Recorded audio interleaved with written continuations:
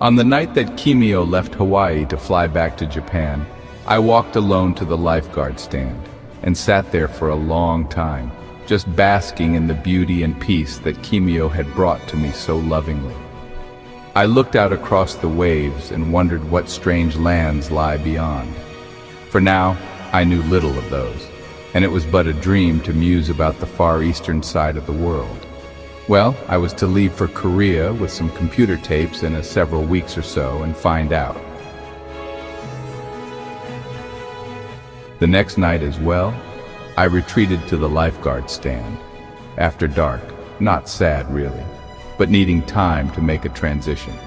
Well, thanks to Kimio, I was much the better man.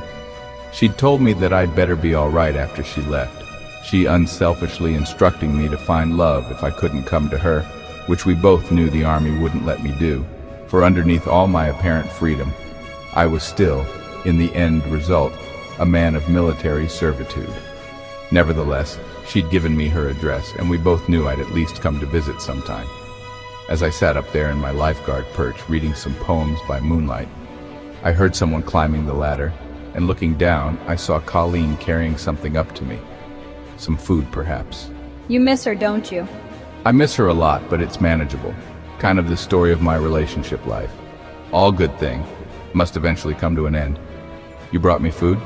Don't eat yet. I have something else for you first, she said, as she rolled some cigarette papers around a substance. Maybe it will help. It's Maui-Wowie. She encouraged as she lit it. I took it and inhaled deeply, holding it in as I had learned to do. It's good. I'm already feeling myself turning to stone and craving potato chips.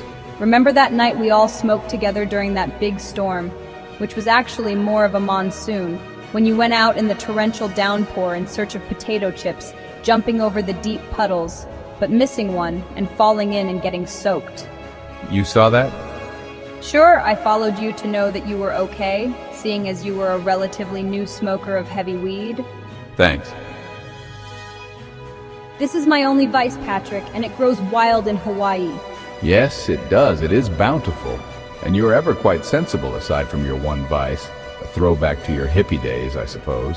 I have come full circle since then. Perhaps even too far, what with my apartment business. But I've saved myself from destruction. I don't own the apartments. I just sublet them. It pays for school. And afraid to let go in other ways ever since? No, not anymore. And I have to return to Seattle in June, where I must be responsible to my only surviving parent.